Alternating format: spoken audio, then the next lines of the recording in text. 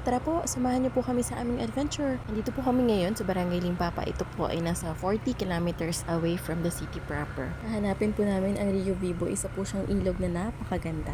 Mukhang under construction po ata ang daan dito kasi maraming nakatambak na mga buhangin dito sa side. Hindi po namin alam kung tama yung dinadaanan namin pero hanapin lang natin. Oops, mali daw po. So ayan, ikot po kami. Babalik po kami sa una naming dinaanan kasi naligaw po kami. Enjoy lang po kami kahit ang ganda ligaw-ligaw kami kasi napakaganda po ng daan. Ang ganda po ng tanawin sa daan. Puro green, puro puno. Kung nature lover ka, mag-e-enjoy ka talaga dito. Ito po palang pinuntahan namin ay nasa bandang west coast ng Zamboanga City. Enjoy na enjoy yung baby namin sa road trip na to. Kumakanta-kanta pa siya dyan. Sinasama namin siya sa mga ganitong adventure para ma-appreciate niya ang nature at hindi lang puro cellphone at TV sa bahay. Medyo malayo na rin yung tatakbo namin pero hindi pa rin kami sure kung tama ba itong dinadaanan namin. Sinusundan lang namin itong daan na to. Sana ito na yung tamang daan papunta dun sa ilog. Okay din pala yung daan dito, hindi rough road. Hindi rin nakakatakot dahil may mga bahay na dito.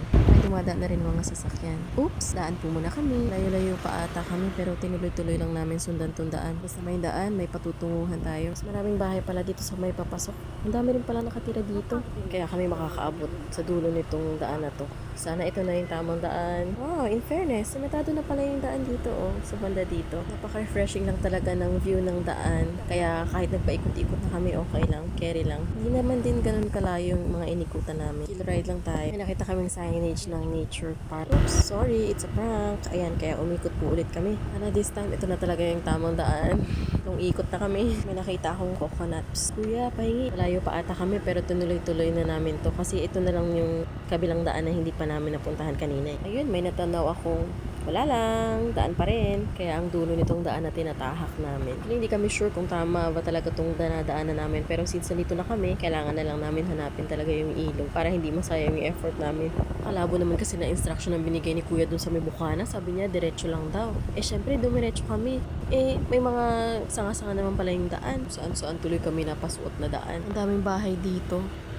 Itong area na to ang pinakamaraming bahay so far na nadaanan namin since kanina. Mukhang nasa tamang daan na talaga kami. Hindi namin inaasahan. Social lang daan talaga dito, sementado. Sana all, samantalang ang layo-layo na nito sa highway. Ayan na, andito na pala kami. Magpa-park na tayo.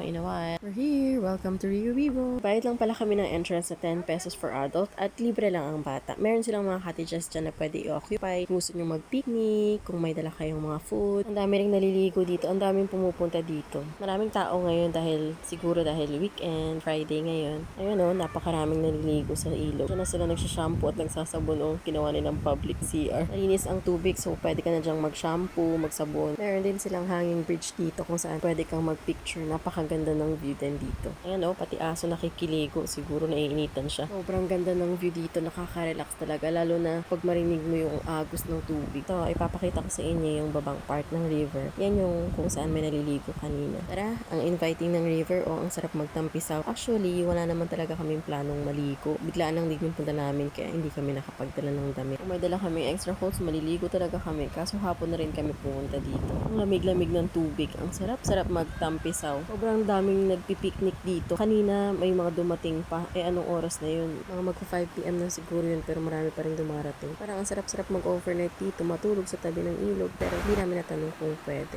Si Sari gustong-gusto niya na maligo. Mamaya, maliligo na talaga yan. Hindi na yan makakapagtimpi.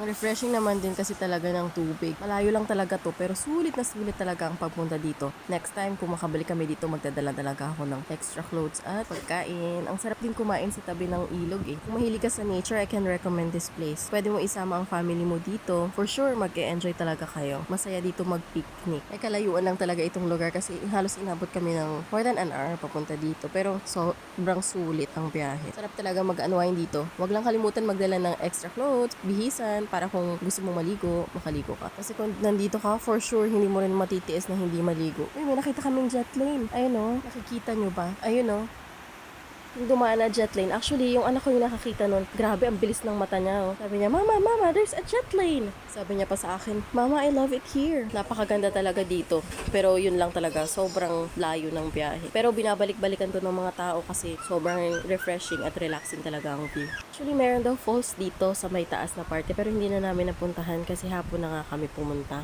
Kung gusto nyo makita yung falls, comment lang kayo para balikan namin yon. Mas maganda daw yung view doon sa may falls. Ayan o, yung mag-ama ko, nagtatampisaw na. At hindi na nga nakatiis yung anak ko, naligo na talaga siya ng tuluyan dyan. Buti na lang lagi siyang may extrang damit, kaya nakapaligo siya. Ito pala yung view galing sa may ilog, dun sa may mga cottages. Ayan o, napakaganda rin. Thank you so much for watching. Kung nagustuhan nyo po ang aking video, please like, comment, and share. See you on my next video.